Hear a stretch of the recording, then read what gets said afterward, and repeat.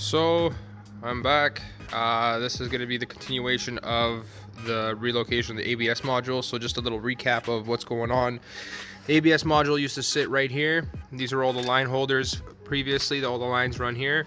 The reason for relocating it is to create more room near the turbo and not get too much heat soak in the brakes.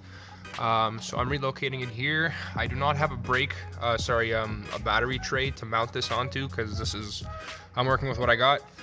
And so here's the first initial step. Once I have the initial length marked out, this is the first line, which is going to be the first port here. I'm going to work from the front back.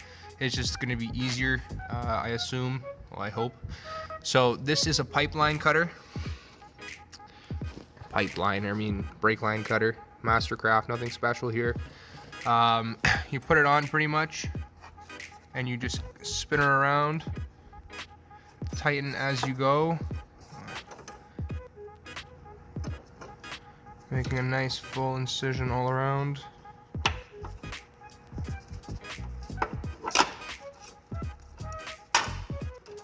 There we go. And it just falls apart like that.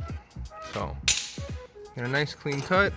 As you can see, the line is insulated here. I'm gonna have to expose the insulation. I have a little razor blade for.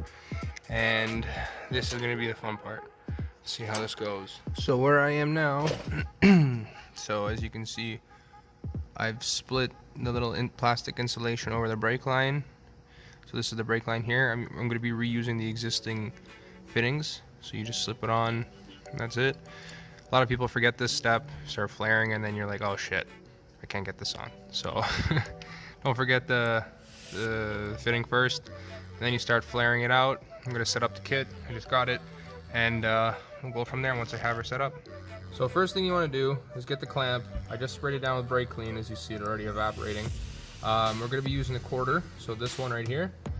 As you can see, they have grooves in them that hold the line down. You want to make sure that's all nice and clean, no oil, no residue in there. So we're going to be using this one here. See how there's a slight upwards bend?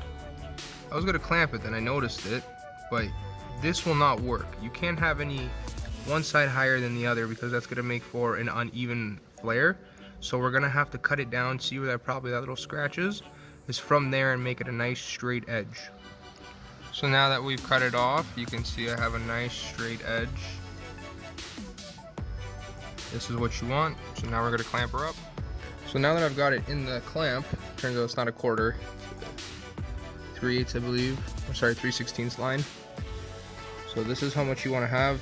Pretty much the adapter or the die, as much as a die is the name for it. If I have just a little bit above, or just a little bit more, that's all right. It's like not even much. But so now that I've deburred the line, the die, make sure you put a little bit of grease or oil. I'm using white lithium grease on there, just a tad bit. Yeah, great. But you insert it in there and get the clamp on. Get this clamp on there. So now that we've got the clamp on, a little vice here, I don't know, I forgot what you call it. But so there it is, the adapter's on, the length is there. Now all you do is you put a little threaded rod or a screwdriver through there and keep going down until the die bottoms out on the little vice tool, this thing. And then you stop, take it off, and we'll go from there. So now, this is how it looks, the end product once it's squished down. Just level with that.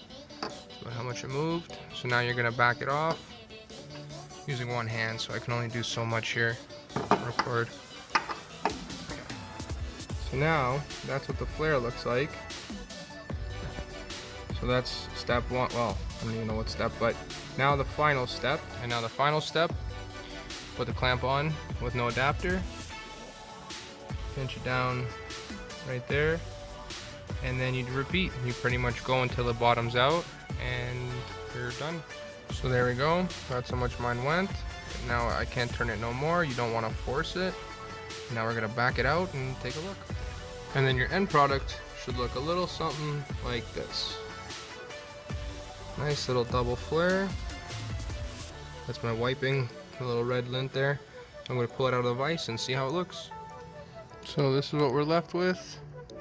Can't get a good camera angle on it, but that's a nice double flare. Seats evenly all around. So we're good. That's one line done. Now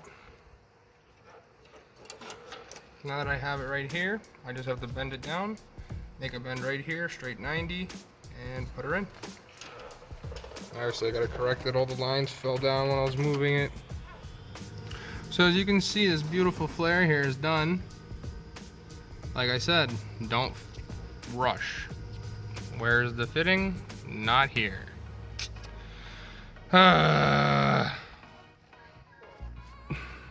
So here is the ABS module relocation done.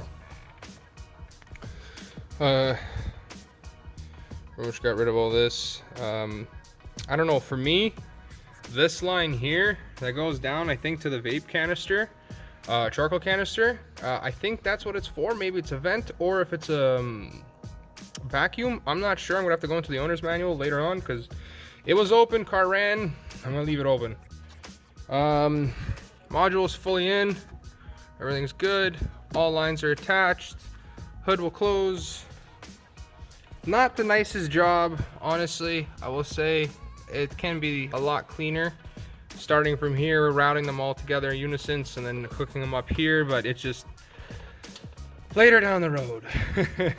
When maybe the engine harness and standalone goes in, maybe I'll redo them. But for now, everything is connected the way it should be. The lines are pretty much just secured them. I've zip tied them all along here, trying to keep them there. So there it is. ABS module relocation tutorial slash how to do it slash doing it. I didn't end up using any actual brake lines, and I actually didn't really need anything.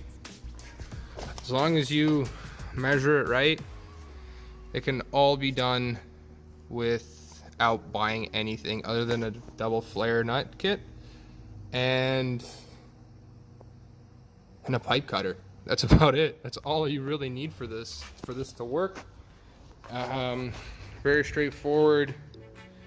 That is how to relocate the ABS module on a Lexus IS 300. If you're interested in this video, I have a bunch more. This is prep for the 1JZ GTE swap.